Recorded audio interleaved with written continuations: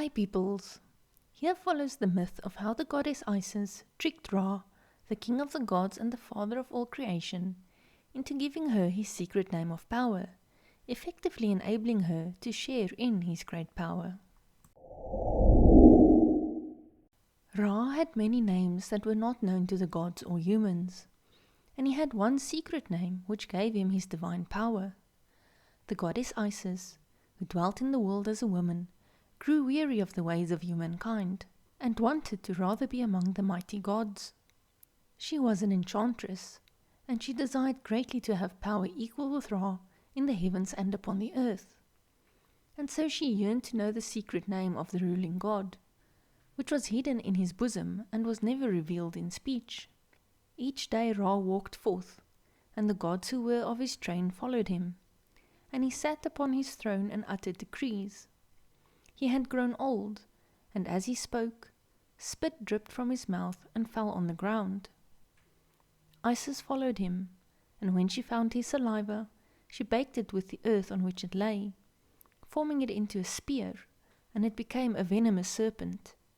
She lifted it up and cast it from her, and it lay on the path that Ra travelled when he went up and down his kingdom, surveying what he had made. Soon there came a day when Ra, the aged god, walked along the path, followed by his companions. He came to the serpent, and the serpent bit him. Burning venom entered his body, and Ra was stricken with great pain.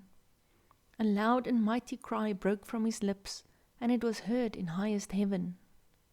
The gods who were with him asked, "What happened to you?" and "What thing is there?" But Ra did not answer. He shook. All his body trembled, and his teeth clattered from the venom overflowed in his flesh. Finally he managed to compose himself and said, "Gather about me, my children, so that I may make known the grievous thing which had befallen me.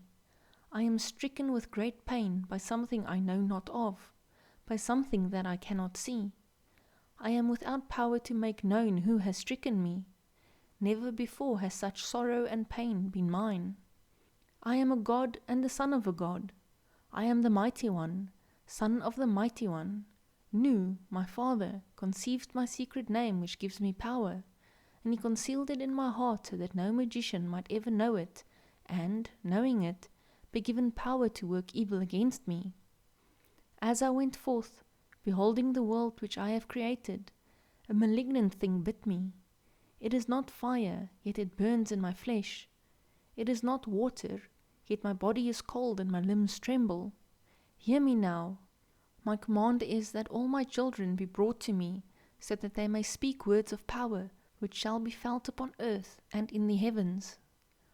All Ra's children were brought to him, Isis, the enchantress, among them. She spoke mighty words, for she could utter incantations to subdue pain, and to give life to that from which life had departed. She spoke to Ra, saying, "What is the matter, Holy Father? You have been bitten by a serpent, one of the creatures that you created. I will weave spells. I will foil your enemy with magic.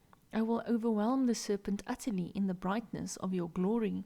He answered her, saying, "A malignant thing bit me. It is not fire, yet it burns my flesh.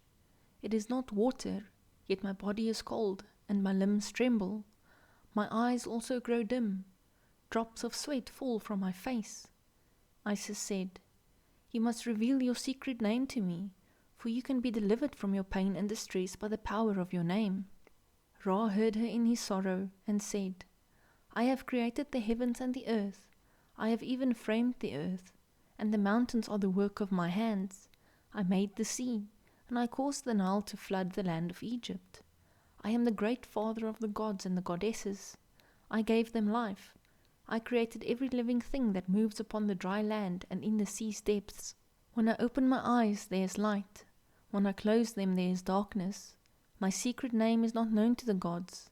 I am Khepra at dawn, Ra at high noon, and Tum at dusk." But mighty and magical as his words were, they brought him no relief. The poison still burned in his flesh, and his body trembled. He seemed ready to die. Isis heard him, but there was no sorrow in her heart. She desired above all other things to share the power of Ra, and she needed his sacred name to be revealed to her.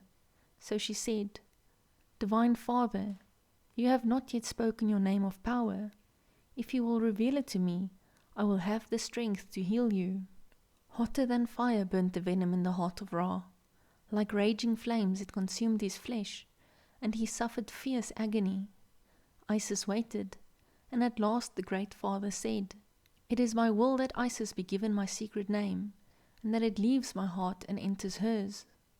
When he had said this, Ra vanished from before the eyes of the gods. The sunboat was empty, and there was thick darkness. Isis waited, and when the secret name of the Divine Father was about to leave his heart and pass into her own, she told Horus, her son, "Now, compel the ruling god by a mighty spell to also give his eyes, which are the sun and the moon." Isis then received in her heart the secret name of Ra, and the mighty enchantress said, "Depart, O venom, from Ra. Come forth from his heart and from his flesh. Flow out, shining from his mouth. I have worked the spell. Look, I have overcome the serpent and caused the venom to be spilled upon the ground, because the secret name of the Divine Father has been given to me. Now let Ra live, for the venom has perished." And so Ra was made whole. The venom departed from his body, and there was no longer pain in his heart or any sorrow. As always, thank you so very much for watching. Please support me by liking and sharing the video, and by subscribing to the channel. Till next time, bye bye.